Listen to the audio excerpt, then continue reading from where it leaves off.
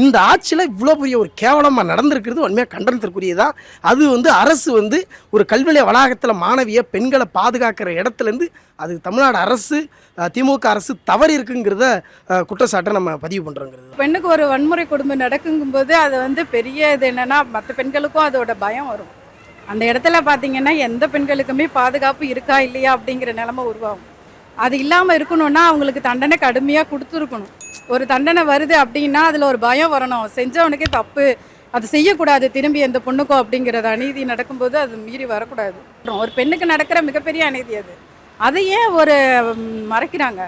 ஏன் மக்கள்லாம் சப்போர்ட் பண்ணுவாங்களே, அப்படி அவங்க மறைக்காமல் உண்மையை சொன்னாங்கன்னா மக்களுமே சேர்ந்து போராடுவாங்க, அவங்களுக்காக எதிர்த்து நிற்பாங்கல்ல, காவல்துறைக்காக எதிர்த்து நிற்பு பேசுவாங்கல்ல, அது இருக்கும்ல. அது ஏன் அமைச்சர் ஒருத்தவங்களுக்காக ஏன் எல்லாரையும் இது பண்ணுறாங்க?